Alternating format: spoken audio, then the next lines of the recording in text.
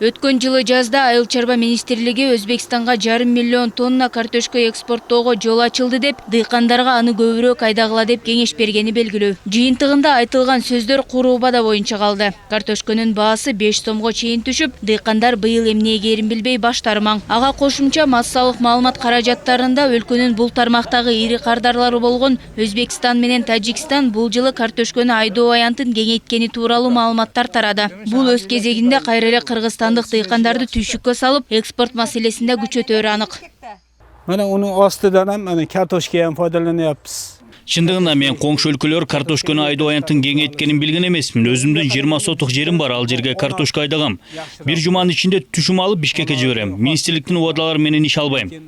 Көрүнүп тургандай, айрым дыйкандардын экспорттогу кыйынчылыктар боюнча кабары деле жок. Ал эми коңшу өлкөдөгү айдоо аянттарынын кеңейтилиши боюнча маалыматты тактоо үчүн тиешелүү органдарга кайрылдык. Тилекке каршы жетекчилик ордунда жок болуп чыкты.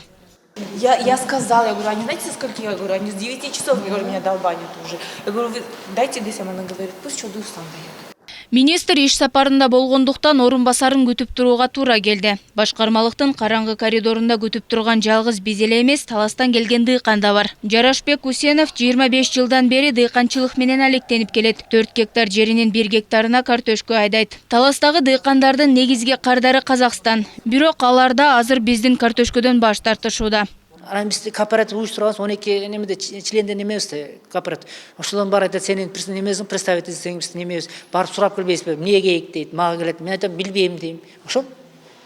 Бир-бирибиз. Картошкадан күйгөнсүздөр да? Былтыр картошкадан күйдүк, фасолдон күйдүк, помидорустан күйдүк. Казактар кой бербейт.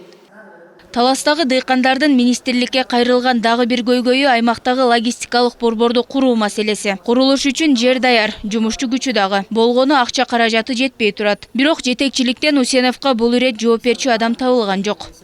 Эми ошо бизге ошо жардам берүү, логистика куруп берсе, ошо сактасак, ошо рынокко карата сатсак деген неме болуп атат, оюбуз болуп атат. Болду, ошол эле бизге бияктан эчтеген кереги жок. Ошо кичине жардам берсек деп. Анан бияктан эле минтип койдук, тигинтип койдук, миллион бердик, миллиард бердик, кимге берип аткан сурайын дегенбиз ошону. Түштөнүү убактысы болуп калгандыктан министрлик менен байланышуу мүмкүн болбой калды. Мындайда таңдан бери күтүп тургандардын убактысынан да тамактануу маанилүүрөөк көрүнөт. Башка бирөөлөр бербейт атпайбы ага? Сиз табыштап бербейсизби ошол кишини? Я же не виноват, башка. У нас есть присутствие, с ним говорите. Министрбе орун басарыбы Айтор жооп издеп келген дыйкандар менен биргеликте биз да жоопсуз калдык. Коңшу өлкөдөгү абал боюнча жетекчиликтин кабары жок көрүнөт. Бирок Айыл чарба министрлиги ыйгарым укуктуу орган катары коңшу өлкөнүн рыногуна көз салып туруу керектигин унутпоо керек.